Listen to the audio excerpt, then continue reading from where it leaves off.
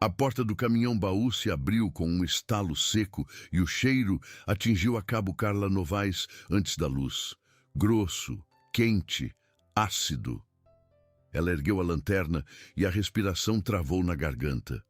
Encolhida contra uma caixa de papelão, uma senhora de cabelos brancos abraçava uma bolsa de couro surrada, como se ali dentro estivesse a alma dela. Os lábios rachados se moveram. Um sussurro rouco escapou. Zé Carlos. A lanterna tremeu na mão da Cabo. Antes de continuar essa história, comenta aí de que lugar do mundo você está ouvindo e já se inscreve no canal para não perder nenhuma. 2 horas antes, o sol de julho batia forte na vicinal que corta Ribeirão do Ouro, um pedaço perdido do interior de Minas Gerais, onde a estrada de terra vira asfalto por 5 quilômetros e volta a virar terra. Laércio Souza tinha 63 anos, 4 dentes na frente, um chapéu de palha herdado do pai e uma rotina que não mudava havia 30 anos. Levantava com o galo, tomava café preto na varanda, colocava a foice no ombro e ia checar a cerca do fundo. Naquela manhã foi diferente. Os cães começaram a latir antes do galo cantar, e latiam de um jeito que Laércio nunca tinha ouvido. Não era o latido de cerca invadida, não era o latido de cobra no terreiro, não era o latido de raposa cheirando galinha nova. Era um latido agudo, quebrado, com um fôlego curto no meio, como quem grita porque não sabe mais o que fazer. Laércio saiu descalço para o alpendre e ficou quieto, ouvindo. Contou 3 vozes distintas. A do preto, seu velho vira-lata que herdou do pai. A do boneco, o cachorro que apareceu no ano passado com uma orelha rasgada. E uma terceira, mais grossa, mais lenta, que ele reconheceu como sendo o labrador do vizinho, um cachorro chamado Tobias, que morava a quase 1 quilômetro dali. Os 3 estavam juntos, na mesma direção, mais ou menos onde a estrada faz uma curva em U, perto do velho posto desativado. 3 cachorros de 3 casas diferentes, plantados no mesmo ponto. Aquilo não era normal. Aquilo nunca tinha acontecido em 30 anos. Laércio calçou a bota sem meia, pegou a chave do Fusca 79 e desceu o barranco. O motor estalou 2 vezes antes de pegar. Ele foi devagar, o rádio no volume mais baixo, o coração batendo forte sem motivo aparente. Quando chegou à curva do posto, viu o que os cães estavam vendo. Um caminhão-baú branco, sujo de barro, parado no acostamento. A cabine trancada, sem ninguém dentro. A placa era de São Paulo. E os 3 cachorros, os 3, plantados no meio da estrada, virados para a porta traseira, latindo sem descanso. Laércio parou o Fusca a uns 10 metros do caminhão. Desceu. Chamou pelo nome do preto e o cachorro nem virou a cabeça. Só continuou latindo. Chamou pelo boneco. Nada. Tentou se aproximar do caminhão e o Tobias, o labrador velho, rosnou para ele com uma seriedade que Laércio nunca tinha visto num cachorro daquela idade. Foi aí que ele entendeu que os cães não estavam alterados. Estavam avisando. O celular dele era um aparelho de tela quebrada que só recebia ligação. Ele digitou o número da delegacia de cabeça, a mão suando na tampa cor-de-rosa. A atendente demorou a atender. Quando atendeu, Laércio não soube muito bem o que dizer. É que os cachorros estão latindo diferente, moça, e tem um caminhão parado aqui e ninguém em volta. Do outro lado, a moça pediu o endereço. Laércio deu como pôde, perto do posto velho, na vicinal, saindo da estrada do meio para Ribeirão do Ouro. A moça disse que ia mandar uma viatura. Perguntou se ele podia esperar. Ele disse que sim. Disse também, meio envergonhado, que talvez não fosse nada, que talvez o motorista só tivesse ido no mato. A moça agradeceu do mesmo jeito. Na delegacia de Ribeirão do Ouro, a Cabo Carla Novaes acabava de terminar de escrever um boletim de ocorrência sobre uma briga de bar quando o rádio chamou.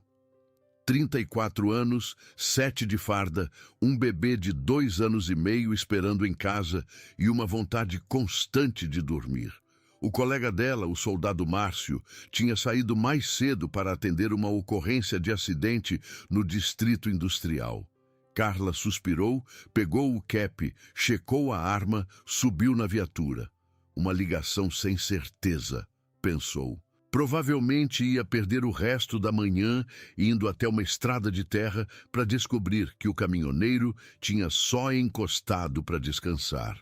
Mas foi assim mesmo, porque uma ligação sem certeza podia virar tudo. Ela ligou o ar-condicionado da viatura, pisou no acelerador e pegou a vicinal. Enquanto Carla dirigia, ela pensou no filho, no aluguel atrasado, no marido que estava sem serviço fixo desde março. Pensou em qualquer coisa menos no que ia encontrar. Ela ainda não sabia, mas aquela manhã ia virar a vida dela do avesso e ia virar a vida de outras 5 pessoas também.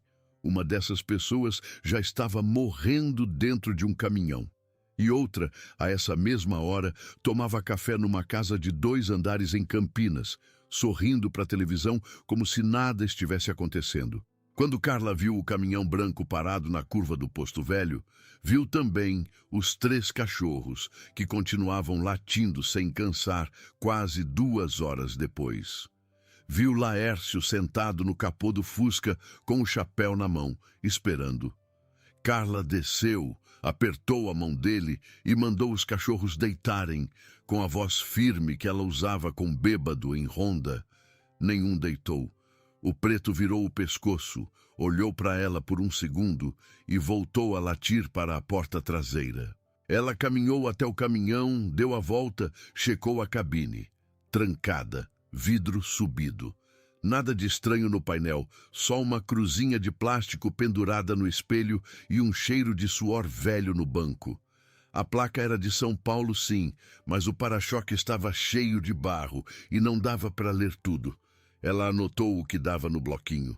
Bateu na porta traseira do baú com o cabo do cacetete. Silêncio. Bateu de novo, mais forte. 3 batidas espaçadas. Foi então que ela ouviu. Um som fraquíssimo, quase nada, como o papel amassado sendo aberto muito devagar. Um som humano. Um som de dentro. Carla puxou o rádio no ombro e chamou o Márcio. Mas o Márcio estava do outro lado do município. Chamou o SAMU, deu a localização, pediu apoio dos bombeiros. Abriu o compartimento traseiro da viatura, pegou o martelo de emergência, voltou para o cadeado da porta do baú. Era um cadeado simples, de mercado, desses de R$ 30. Deu 2 marteladas certeiras. Na terceira, o cadeado se abriu como se estivesse esperando ser aberto havia muito tempo. A porta subiu com um estalo. O cheiro veio primeiro. A lanterna varreu o escuro devagar. E foi ali, no fundo do baú, encostada numa caixa de papelão, abraçando aquela bolsa de couro surrada, que Carla viu a mulher que ia mudar a vida dela. Era uma senhora de 80 e poucos anos, de cabelos brancos amarrados num coque desfeito. Vestia roupa de domingo.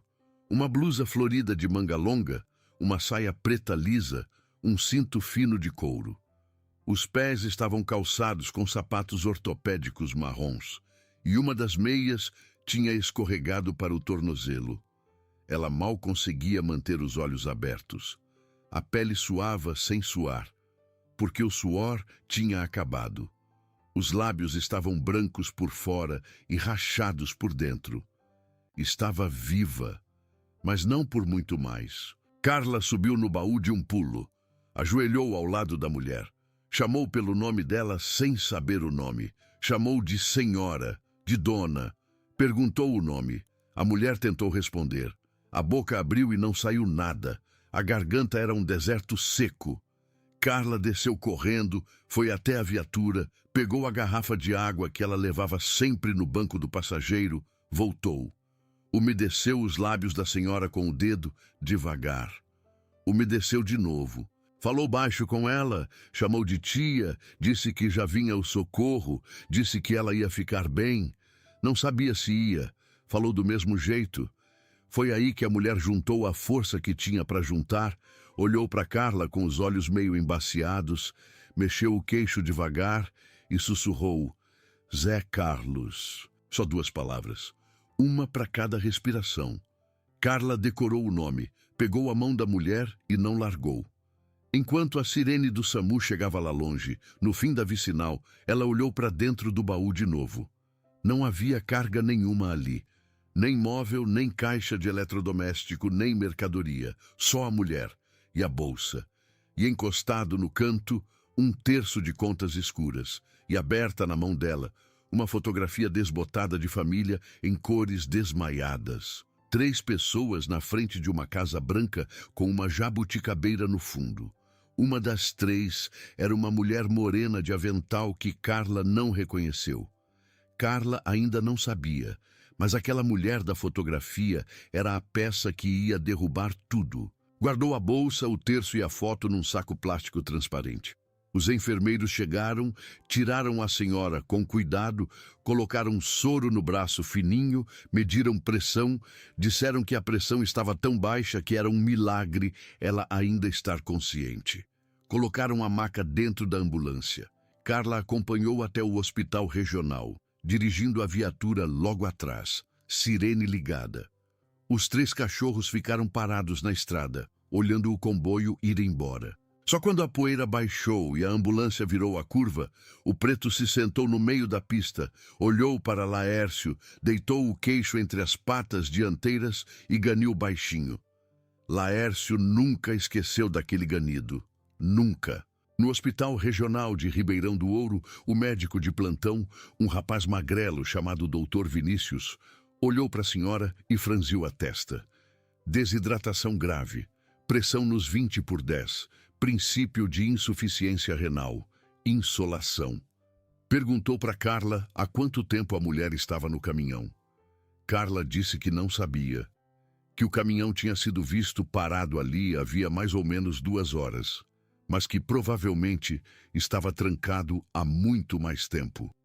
O médico calculou, olhou de novo, disse baixinho: ela devia estar morta. Você entende isso? Ela devia estar morta. Carla entendeu. Ela não respondeu nada. Só olhou para a senhora deitada na maca da emergência, com 2 soros correndo ao mesmo tempo, e pensou nos cachorros. Se os cachorros não tivessem latido daquele jeito, se o Laércio tivesse ignorado, como todo mundo ignora um cachorro latindo, aquela mulher estaria morta ali dentro do baú, e ninguém teria sabido de nada. Talvez fossem 1 mês, 2 meses, 1 ano, até alguém abrir a porta e encontrar o que restasse. Enquanto o Dr. Vinícius e a enfermeira tentavam estabilizar a paciente, Carla sentou no corredor do posto e abriu a bolsa de couro. Foi um gesto meio hesitante, mas ela precisava saber quem era aquela mulher. Dentro da bolsa, uma carteira de identidade antiga, papel amarelado, com foto 3x4 em preto e branco.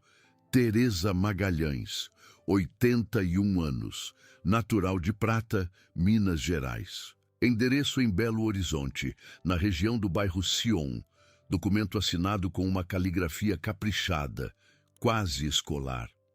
Havia também um cartão de banco, uma agenda pequena de couro vermelho com os cantos gastos, um par de óculos com uma das hastes soltas e um envelope amarelado, dobrado ao meio, sem selo, sem endereço, só com uma anotação a lápis na frente. Para a Aparecida, quando puder entregar. Carla olhou aquele envelope por um tempo.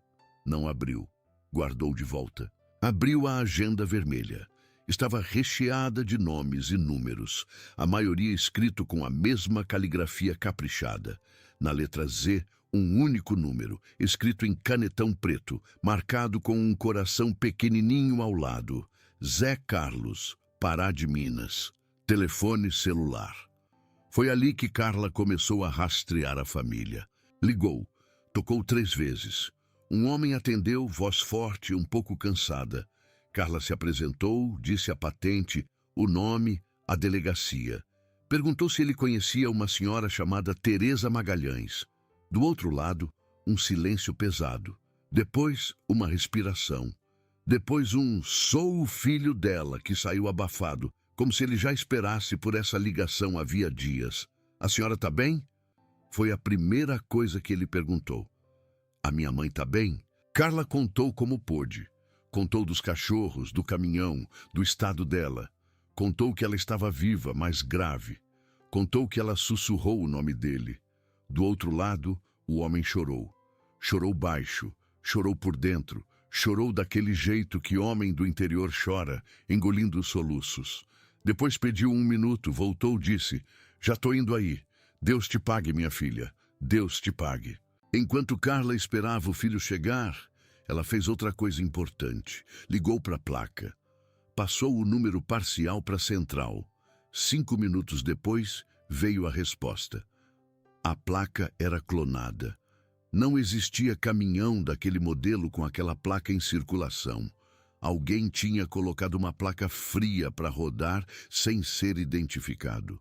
E se alguém tinha colocado placa fria, alguém sabia que aquela viagem não podia ser rastreada. Alguém tinha planejado. Carla anotou no bloco: transporte doloso.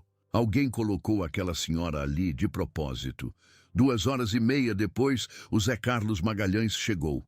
57 anos, 1,85 m, corpulento, camisa branca sem gola, calça jeans, chinelo, os olhos vermelhos como pimenta.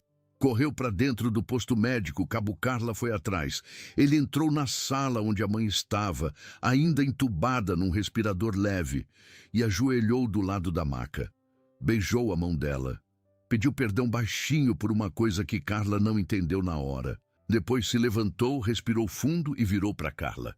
A gente pode conversar? Não é assunto para dentro daqui. Sentaram no corredor. Ele contou a história em pedaços curtos, engolindo em seco entre uma frase e outra. Que a mãe morava sozinha em Belo Horizonte, no apartamento que era dela desde os anos 70. Que ele morava em Pará de Minas com a esposa e as 2 filhas, mas ia ver a mãe todo mês, sem falta. Que a irmã dele, a Marlene, morava em Campinas com o marido. Que a Marlene era a mais velha, tinha 61 anos e sempre foi meio distante da mãe, mas nos últimos 2 anos tinha começado a ligar mais, a visitar mais, a se preocupar mais. Zé Carlos até tinha achado bonito. Achou que a irmã tinha amadurecido. Achou que a idade tinha trazido para ela um cuidado que antes não tinha. 3 dias antes daquela manhã, a Marlene ligou para ele às 11 da noite. Ela disse: a mãe saiu com um conhecido para fazer uma consulta médica em São Paulo. Não me atende desde ontem. Tô preocupada. Zé Carlos ficou preocupado. Ligou para a mãe. Não atendeu. Ligou para a portaria do prédio. O porteiro disse que Dona Teresa tinha saído no dia anterior com uma mala pequena e uma bolsa marrom, acompanhada por um senhor de bigode que ele nunca tinha visto antes. Zé Carlos ligou para a delegacia de Belo Horizonte, quis abrir boletim de desaparecimento. A delegacia disse que precisava esperar 48 horas. Zé Carlos esperou. Ligou para Marlene todo dia. Marlene dizia: vou ver com o pessoal daqui. Tenho um conhecido no consulado, vou pesquisar hospital. Zé Carlos, agora olhando para Carla, disse baixo: eu confiei na minha irmã. Eu confiei na minha irmã. Carla anotou tudo. Perguntou o nome completo do tal conhecido que teria levado Dona Teresa para São Paulo. Zé Carlos não sabia. Marlene teria dito que era um amigo antigo da família, um tal senhor Wagner. Nunca tinha ouvido esse nome. A mãe também nunca tinha falado desse nome. Carla anotou. Perguntou se a Marlene sabia que Dona Teresa tinha ido para alguma consulta. Zé Carlos disse que a Marlene tinha dito que a mãe queria fazer uma consulta com um oncologista particular, que a Marlene tinha marcado, que ela tinha se oferecido para pagar, que ela mesma tinha mandado o carro buscar. Carla olhou para o Zé Carlos por um tempo. Ele olhou para ela. Os dois entenderam a mesma coisa ao mesmo tempo. Não precisou dizer. Naquela mesma noite, Dona Teresa abriu os olhos. Estava fraca, mas lúcida. Reconheceu o filho, apertou a mão dele, chorou sem barulho. Não conseguiu falar muito, o médico proibiu, mas ela olhou para Carla, que estava no canto do quarto de farda, e mexeu os lábios para ela ouvisse. Obrigada. Carla foi ali do lado, encostou o ouvido perto da boca da senhora. Teresa sussurrou de novo, mais firme. Menina, minha bolsa. A bolsa. Cadê a bolsa? Carla mostrou a bolsa em cima do armário. Teresa fechou os olhos aliviada. Disse, não deixa ninguém pegar essa bolsa. Ninguém. Só entrega para Aparecida. Só para ela. Zé Carlos ouviu de longe, franziu a testa. Perguntou, mãe, Aparecida quem? Teresa olhou para o filho, um olhar meio triste, meio cansado. Disse baixinho, entrecortado. A Aparecida, meu filho, a dona Aparecida, aquela que a Marlene mandou embora. E fechou os olhos, cansada demais para continuar. Zé Carlos ficou parado no meio do quarto, sem entender nada. Aquele nome não dizia nada para ele, ou dizia, mas era tão antigo que ele precisou vasculhar a memória. Aparecida, Aparecida, Aparecida.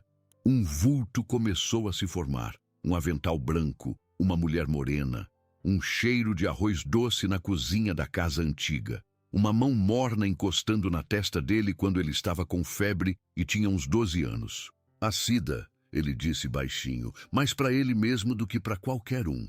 Meu Deus, a Cida. Carla anotou o nome. Não perguntou nada. Sabia que ia perguntar depois. Na manhã seguinte, o soldado Márcio já estava na delegacia e junto com ele veio um investigador da Polícia Civil, o inspetor Rubens Amaral, um sujeito baixo, de bigode grisalho, 40 anos de casa.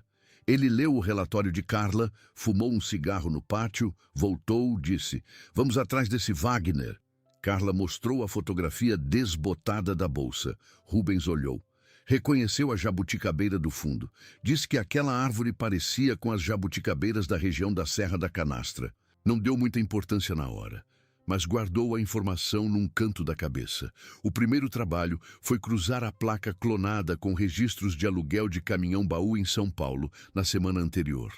Foram 32 empresas. Foram 3 dias de ligação.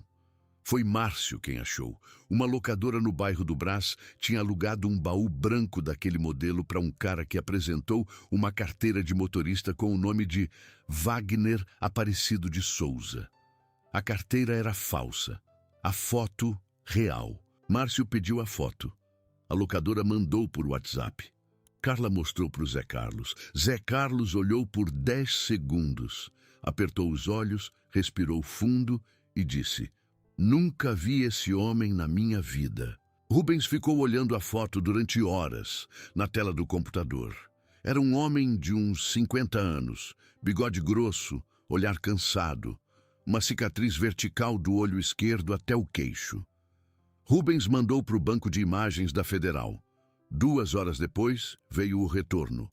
Adilson Ferreira Nogueira, 53 anos, natural de Osasco, 3 passagens por transporte irregular de mercadoria, uma condicional em vigor. Endereço declarado num edifício de kitnets em São Miguel Paulista. Rubens ligou para o delegado. O delegado ligou para a Federal. A Federal ligou para a Polícia Civil de São Paulo. Em 24 horas, Adilson foi encontrado dormindo dentro do próprio carro no estacionamento de um mercado. Foi levado para a Delegacia Central. E foi ali que a história começou a virar de verdade. Adilson não era um sujeito acostumado a interrogatório com investigador experiente. Sujou tudo em 20 minutos. Primeiro disse que só tinha alugado o caminhão para transportar mudança.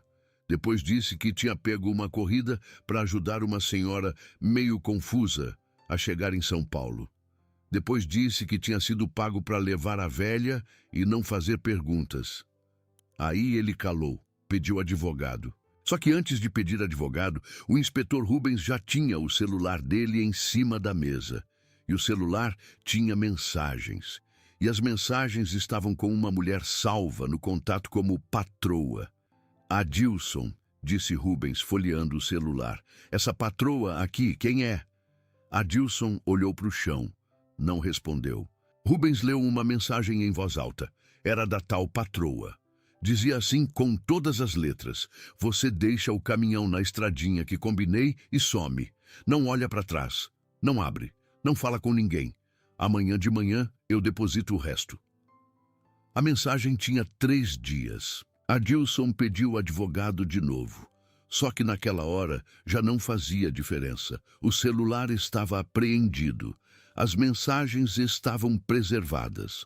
E o número da tal patroa foi cruzado em menos de 1 hora com o cadastro da Anatel. O celular estava registrado no nome de Marlene Magalhães Andrade, 61 anos, residente em Campinas, casada com Ronaldo Andrade, dono de uma imobiliária, filha mais velha de Teresa Magalhães, irmã mais velha de Zé Carlos. Rubens ligou para Carla. Carla estava no hospital, na cabeceira de Dona Teresa, dando o soro de manhã. Rubens contou tudo. Carla saiu do quarto para atender. Ficou parada no corredor, com o telefone encostado no ouvido, olhando o teto branco do hospital, sem saber o que sentir. Ela ainda não tinha entendido a dimensão do que estava acontecendo. Nem imaginava que ainda faltava a parte mais pesada. Adilson foi ficando mais falante quando ficou claro que ele já estava enrolado até o pescoço. Contou tudo por conta de reduzir pena.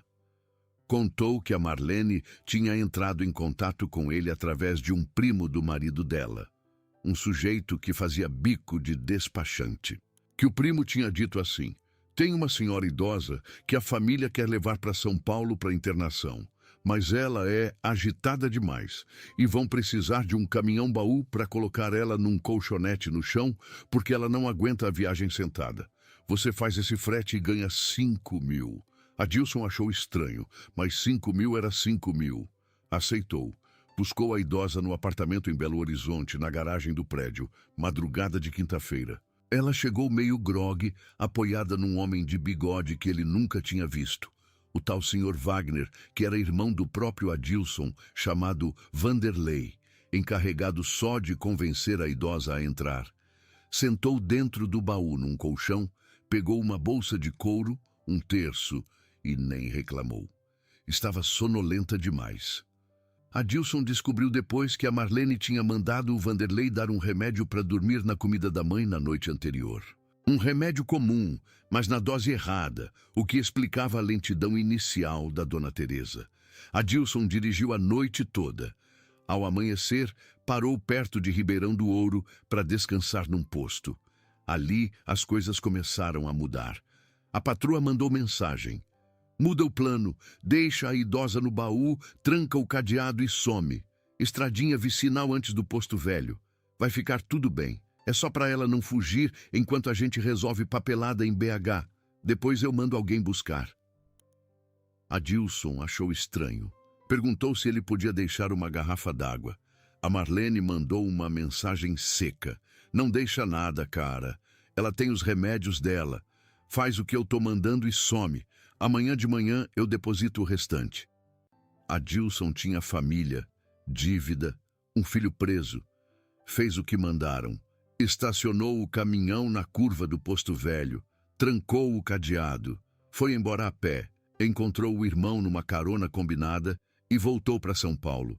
Não pensou mais no assunto. Pelo menos foi o que disse. Chorou ao dizer isso. Chorou de mentira e chorou de verdade misturados. Enquanto Adilson desabava lá em São Paulo, Marlene Andrade estava na sala de estar dela em Campinas, tomando um chá gelado. Não sabia que o irmão tinha ido para Ribeirão do Ouro. Não sabia que a mãe tinha sido encontrada viva. Não sabia que o Adilson tinha sido preso. Ainda achava que estava tudo caminhando para o plano dela. E o plano dela, se tivesse dado certo, ia ser assim. A mãe morreria de calor e sede dentro do baú. Alguém, dali uns dias ou semanas, encontraria o caminhão abandonado num canto qualquer. A polícia acharia o corpo. Faria os exames.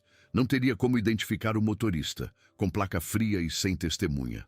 Adilson e o irmão Vanderlei sumiriam da história. A morte seria classificada como idosa em estado de confusão mental, que embarcou por engano num caminhão qualquer e faleceu por desidratação. Ninguém investigaria além disso. A mãe já era descrita como meio confusa, na versão que Marlene vinha construindo havia meses. E com a mãe morta, Marlene ficaria com todo o resto.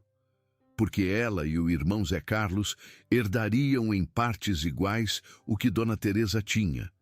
E o que ela tinha era muito mais do que ninguém desconfiava.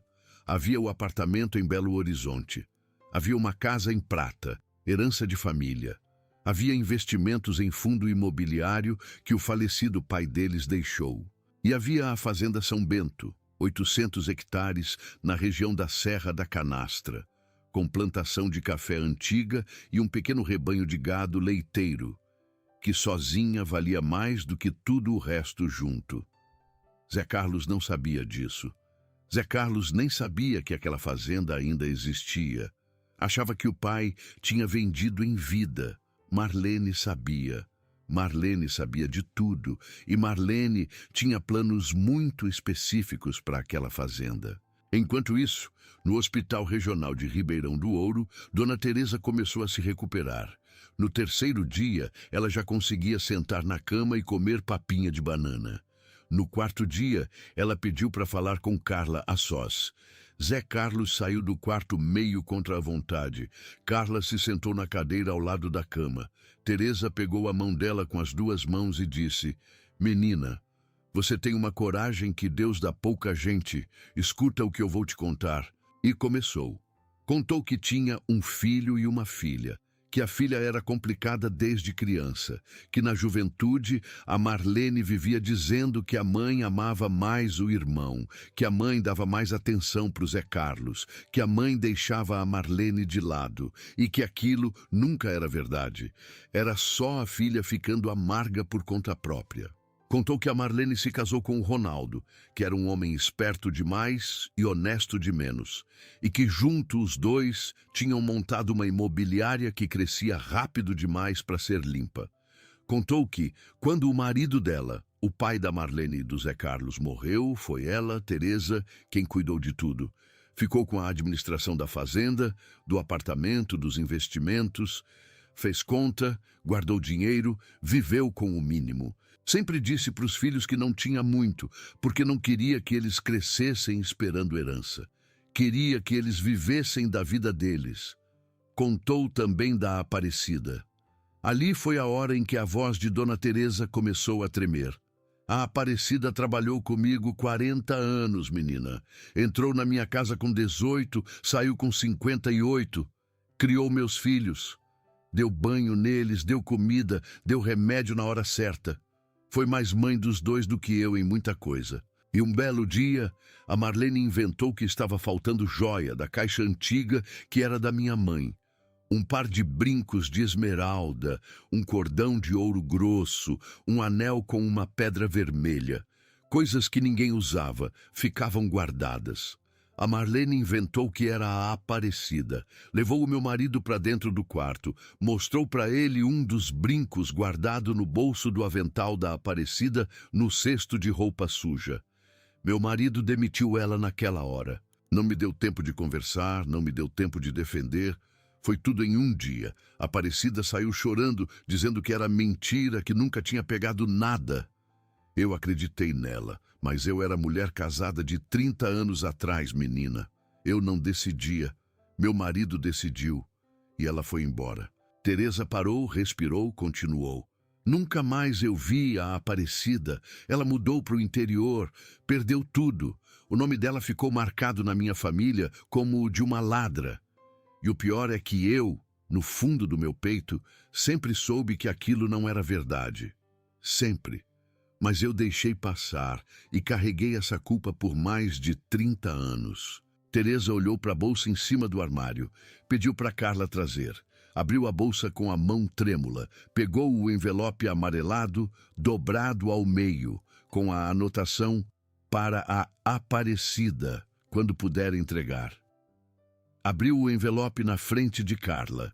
De dentro caíram 3 coisas: os brincos de esmeralda, o cordão de ouro grosso e uma fotografia velha, em preto e branco. Nessa fotografia, tirada num aniversário de família, aparecia a Marlene com uns 13 ou 14 anos, sorrindo para a câmera. E no pescoço da Marlene, escondido por baixo da gola da blusa, mas visível se você olhasse com atenção, estava o cordão de ouro grosso, que anos depois todo mundo diria que a Aparecida tinha roubado. "Eu achei essa foto há 3 meses, menina", disse Teresa, com os olhos molhados. "Achei numa caixa de sapatos velha do meu marido, dentro de um envelope de fotos antigas que a gente nem tinha revelado direito. Foi minha própria filha, Marlene, quem pegou. Pegou para vender para comprar um vestido de festa e colocou a culpa na Aparecida para não apanhar do pai. Eu era mãe dessa menina, e ela deixou a Aparecida perder tudo. Deixou a Aparecida ser expulsa da minha casa como se fosse ladra. Deixou ela cair na miséria, ir criar filhos sozinha no interior, ganhando um pouquinho de nada. E nunca, em 30 anos, teve coragem de vir me contar." Carla escutava sem piscar. Estava começando a entender a dimensão do que aquela viagem no caminhão-baú realmente era. "Quando eu achei essa foto", continuou Teresa, "eu chorei 3 dias. Depois eu fiz uma coisa. Fui atrás da Aparecida. Descobri onde ela morava. Está em Ribeirão do Ouro, menina, na sua cidade. Tem uma casinha simples ali. Mora com o filho e a nora. Tem uns cachorros. Eu marquei uma visita a ela para esta semana. Ia levar essas joias que ela ficou marcada de ter roubado. Ia levar essa foto para mostrar que eu tinha descoberto a verdade. E ia levar o outro papel que está dentro dessa bolsa." Teresa tirou de dentro do envelope um outro documento. Esse dobrado em 3, com carimbo de cartório na primeira página. Um testamento, feito havia 5 semanas, em cartório de Belo Horizonte, com 2 testemunhas, tudo em ordem. Nele, Dona Teresa Magalhães, em pleno gozo de suas faculdades mentais, atestada por médico particular, determinava a divisão dos bens dela em 3 partes iguais. Uma para o filho Zé Carlos Magalhães, uma para a filha Marlene Magalhães Andrade e uma terceira integral para a senhora Aparecida da Silva, ex-empregada doméstica da família, como forma de reparação por injustiça histórica documentada. E mais que isso, o testamento nomeava também Aparecida como usufrutuária vitalícia da fazenda São Bento, com direito de moradia, exploração leiteira e cafeeira, até o final da vida. Carla, quando terminou de ler, ficou quieta por um tempo. Depois só perguntou: "A senhora contou para Marlene?" Teresa abaixou os olhos. Respondeu: "Não devia ter contado. Mas contei 3 semanas atrás, num telefonema. Ela veio me visitar 2 dias depois, com o sorriso mais bonito que eu já vi na cara dela. Disse que precisava conversar comigo sobre uma consulta médica em São Paulo com um oncologista chique. Disse que ela ia pagar, que era para eu descansar, que era só uma viagem rápida. Eu concordei. Eu confiei. Ela é minha filha, menina. Eu confiei nela." Carla apertou a mão de Teresa. Teresa chorou baixinho. "Deus mandou aqueles cachorros para latir naquela hora", sussurrou. "Deus não deixou eu morrer sem consertar o que meu marido fez." Carla, aos poucos, montou o quebra-cabeça inteiro. Voltou à delegacia, sentou com o inspetor Rubens, colocou o testamento na mesa, colocou os brincos, o cordão, a foto antiga, contou tudo o que Teresa tinha contado. Rubens ouviu, escreveu, ligou para a Federal, ligou para a Polícia de Campinas, pediu autorização para levantar quebra de sigilo bancário da Marlene Andrade. A autorização veio em 24 horas. E aí a coisa piorou para Marlene. Levantados os extratos, os investigadores descobriram que Marlene, nos últimos 2 anos, tinha movimentado, na conta pessoal dela e da imobiliária do marido, valores expressivos que saíam periodicamente da conta da mãe. Transferências pequenas, disfarçadas de pagamento a fornecedor, reembolso de despesa médica, restituição de aluguel. Ao todo, mais de 300 mil reais tinham escorrido silenciosamente da conta de Dona Teresa para as mãos de Marlene. E isso só por transferência bancária. Havia também cheques, saques, uma procuração assinada 2 anos antes, quando Dona Teresa estava se recuperando de uma gripe forte e tinha sido convencida pela filha de que precisava dar poderes para ela resolver umas coisinhas no banco. A procuração era ampla, cobria tudo. Marlene tinha, na prática, autorização legal para mexer nos bens da mãe havia 2 anos, sem nunca ter precisado prestar contas. E na semana anterior à viagem no baú, Marlene tinha ido ao cartório em Campinas, com uma procuração cheia de detalhes já pronta, tentando vender antecipadamente a Fazenda São Bento por uma fração ridícula do valor para uma empresa registrada no nome do próprio marido. A escritura estava marcada para ser assinada dali a 10 dias. Se Dona Teresa tivesse morrido dentro do baú antes disso, a assinatura sairia sem problema. A fazenda mudaria de mãos e ninguém jamais saberia. O Zé Carlos, quando foi informado de tudo isso pelo inspetor Rubens, sentou numa cadeira da delegacia e ficou 20 minutos sem falar. Depois, cobriu o rosto com as mãos e disse baixinho: "Ela é minha irmã, seu Rubens, ela é minha irmã." O inspetor deixou ele chorar sem interromper. Depois disse, com a voz calma de quem já tinha visto isso muitas vezes: "O senhor não fez nada de errado. A gente tende a acreditar em quem a gente ama. Não é culpa sua." Zé Carlos ergueu os olhos, secou o rosto na manga e perguntou: "Quando é que a gente vai lá?" O inspetor sorriu de canto. Disse: "Amanhã." Mas antes de ir a Campinas, havia uma última coisa que Carla queria fazer. Ela pediu para o Zé Carlos ir com ela até um lugar. Ele foi. Foram os dois na viatura, num fim de tarde de julho, com o sol laranja descendo no horizonte. Foram para uma casinha simples de tijolo aparente na Rua do Bosque, número 62, em Ribeirão do Ouro. Uma casinha com uma horta na frente e 3 cachorros dormindo no terreiro. Um vira-lata preto de patas curtas, um cachorro branco com uma orelha rasgada e um labrador velho, cor de canela, deitado com o queixo entre as patas dianteiras. Carla parou a viatura. Os cachorros levantaram a cabeça juntos. Não latiram, ficaram parados, olhando.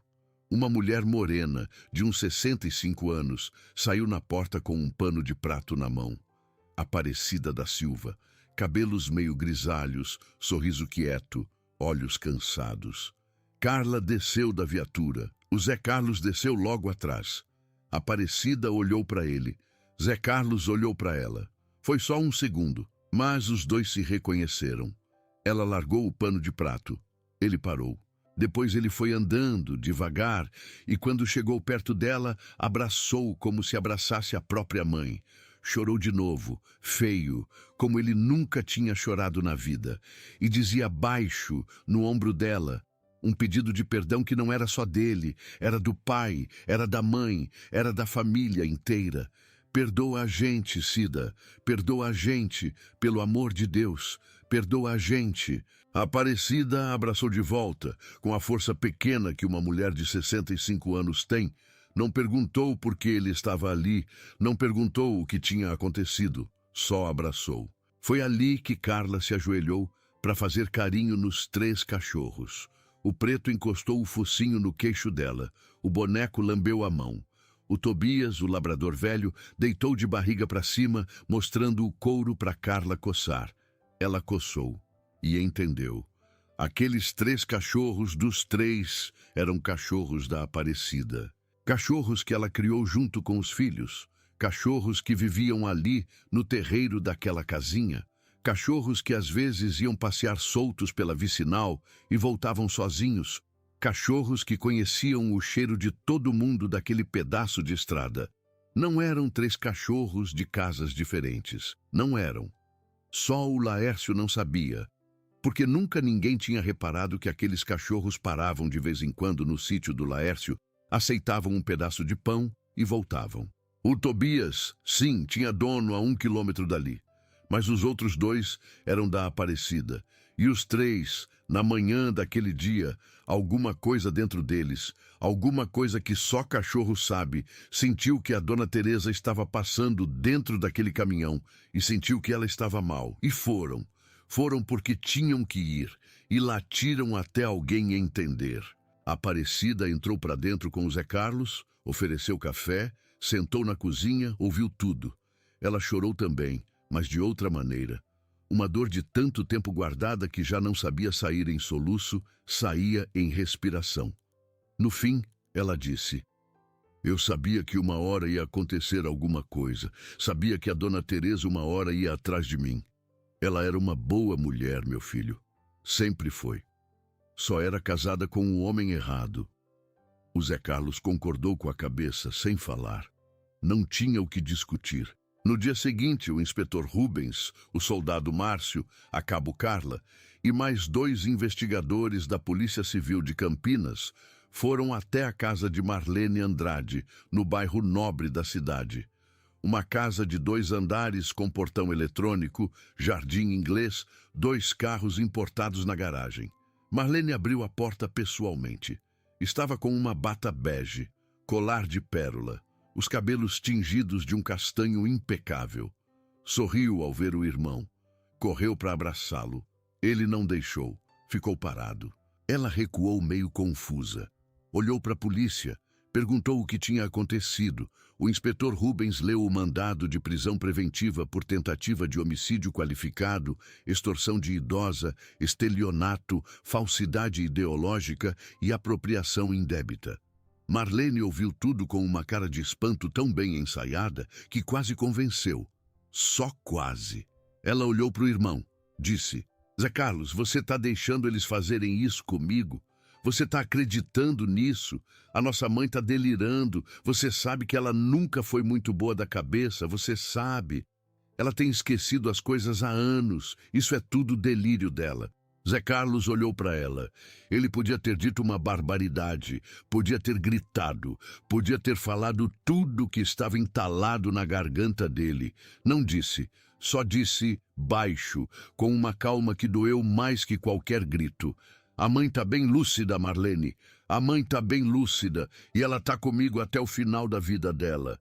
E você não vai mais chegar perto dela. Marlene tentou insistir.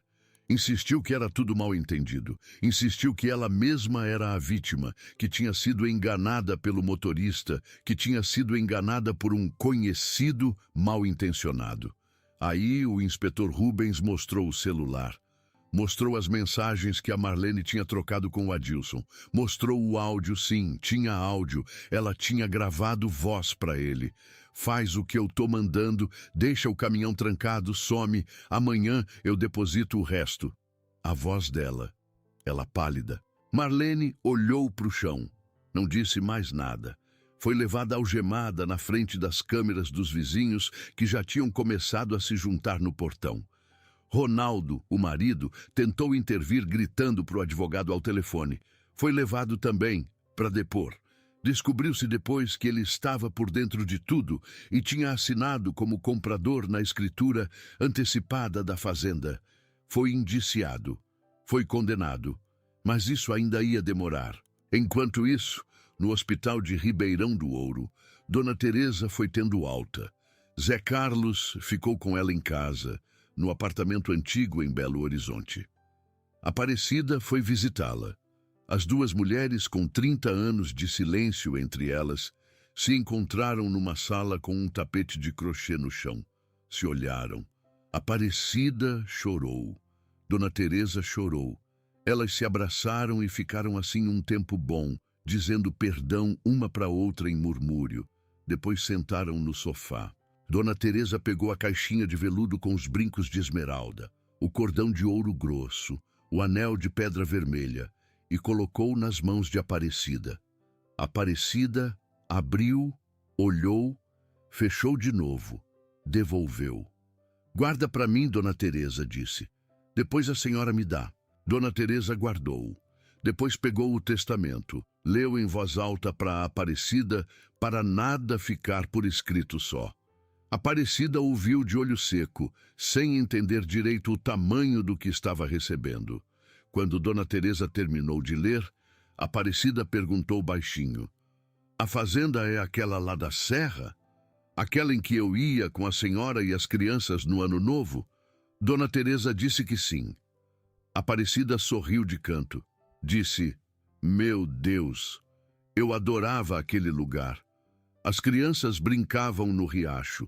E aí Zé Carlos, sentado do outro lado da sala, disse baixo: "A senhora vai poder morar lá se quiser, Cida. Vai poder morar lá com os cachorros. É seu." Aparecida olhou para ele. Não conseguiu responder. Só concordou com a cabeça devagarinho. O julgamento de Marlene demorou.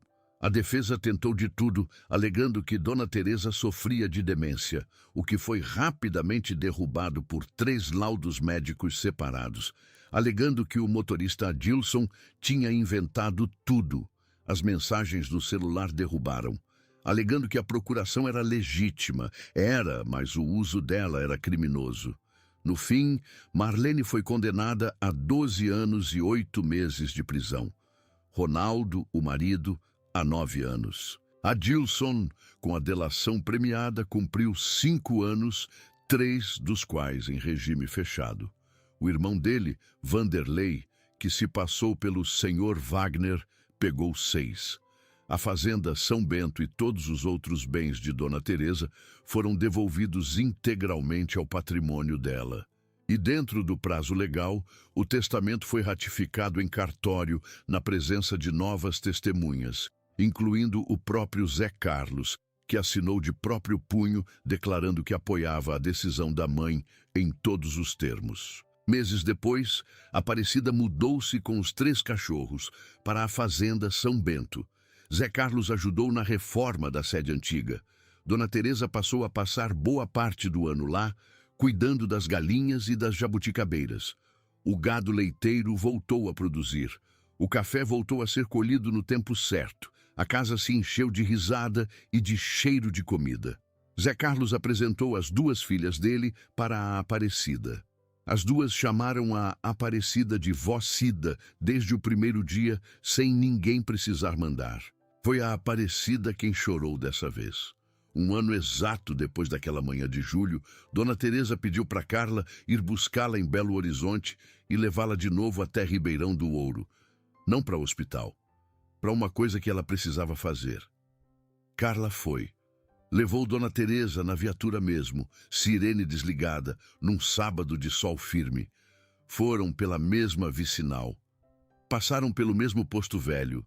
Chegaram no mesmo lugar da curva onde o caminhão-baú tinha ficado parado 1 ano antes. Dona Teresa pediu para descer. Desceu com a bengala e com uma sacola de pão nas mãos. Ficou parada no meio da estrada. Fechou os olhos. Respirou. Depois falou para Carla: "Eu vim aqui agradecer." E foi ali que aconteceu de novo. Do meio do mato apareceu primeiro o Preto, o vira-lata velho de patas curtas.